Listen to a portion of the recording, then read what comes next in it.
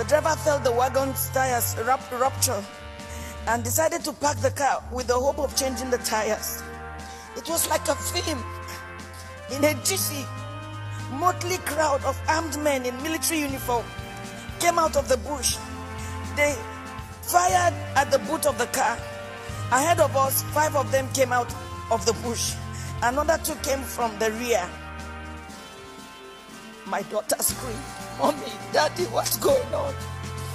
There was no time to say a word. They marched us through into the bush, firing into the sky. They hit me on my chest, hit my daughter on her head. Blood oozed. At this time, it was better to kill me. I shouted at one of the armed men. His response was hell. He went straight for my private parts, tore my dress with his gun. The others ripped my dresses. I was left with my undies.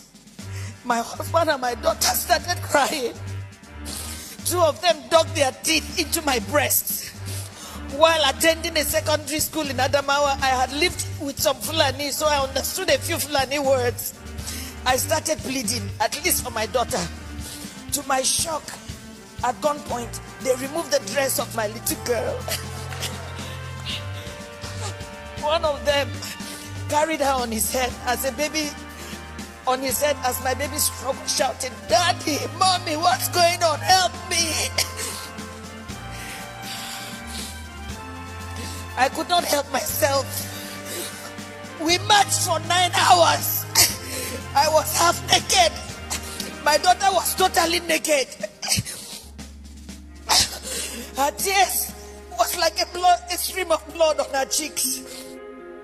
Our phones had been seized. We ended up in an ungoverned region in the thick of the forest. We met a well-organized group. There were some kidnapped victims. I saw 2 women, 2 ladies and 3 men. There were some people with their legs chained to trees. They were as if half dead. We were separated. I was separated from my husband.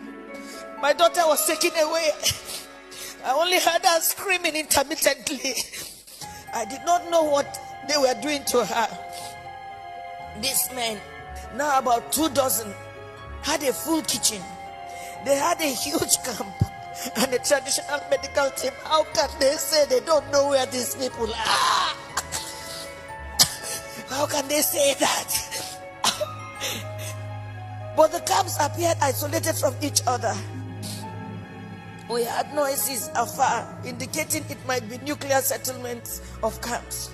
Right in my presence, I saw them pack the remains of a woman. They took her and buried her a few meters away from us. She had tribal marks. I cannot describe the agony of 6 days in captivity in this little piece.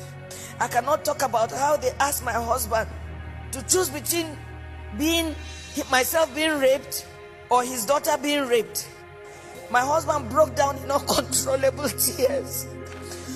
One of them hit him saying, "Yoruba bastard, you dey cry, idiot."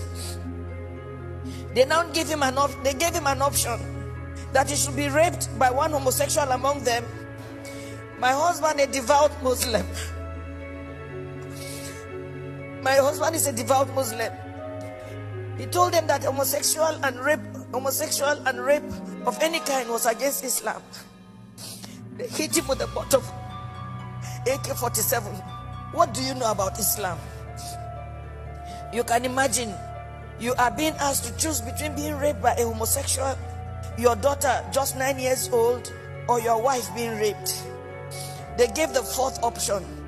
If you fail to choose one, we would rape your daughter, rape you, the man, and rape me, the wife. I made myself the sacrificial lamb. My husband begged, saying they should name any price. One of them asked him to bend down. 3 beastly criminals sat on his back, jumping until he was too weak to stand.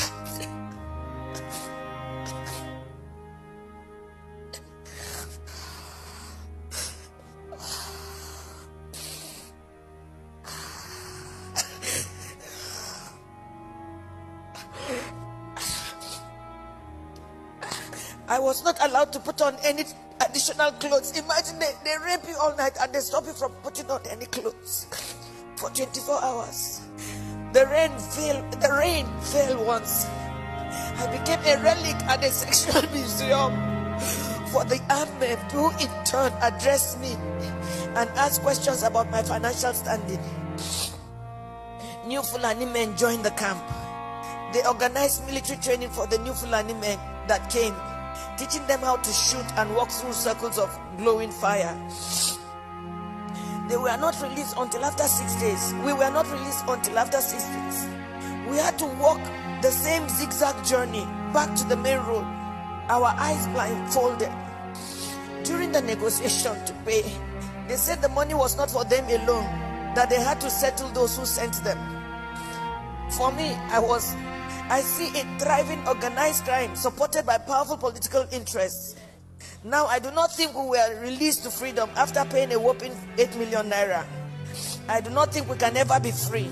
We can never be free from the anguish, the psychological trauma, the nightmares we suffered, the occasional fits of my daughter, her waking up at night behaving strangely, her asking the same question over and over, "Mommy, Mommy, why? Why?"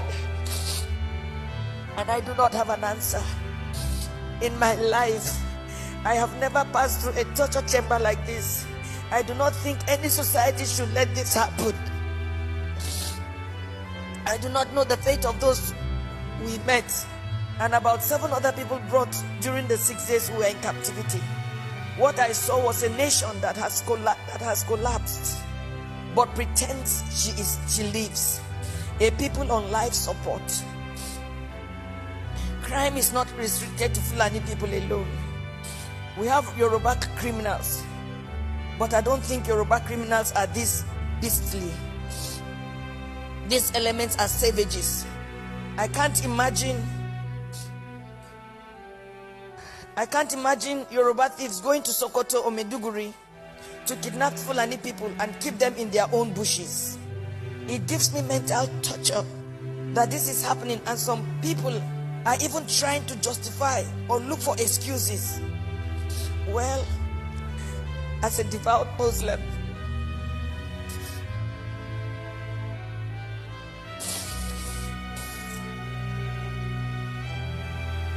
myself and my family have taken solace in Allah. Not the Nigerian police, not the army, not the government. We have taken our faith the way it came, that this is supposed to be fate. I thank God that we successfully returned to where we live, thousands of miles from Nigeria. We thank God that we have made a vow: never shall me, any of my children or husband in our lifetime visit Nigeria again. Our remains, anytime we die, will also not be buried in Nigeria. It was a suggestion my daughter made, which we all adopted. I pity the country. I pity her people who continuously walk like the living dead. I pity those who parade themselves as leaders because they know nothing about what is going on and the abyss the country is sunk already. I pity Yoruba people. Oh, I pity you. I pity my people. For me, the issue is not about President Buhari. Democracy can produce anything, even the worst in the society. What I worry about is the conspiracy of silence by the people themselves, the ignorance, the treachery, and the illusion that one day things will get better through another election. Since I was born in Nigeria, each year had led from bad to worse and on and on. I do not have a solution to what is going on, but I think very soon hell will let loose upon the earth as long as there is no law and order and anarchy and the rule of brutes in the order of the day. Once again, there can never be anything more comforting than my husband, who saw what I went through but was able to encourage me and even encourage me to write this little piece after months of agony and sociological imbalance. Good night, Nigerians.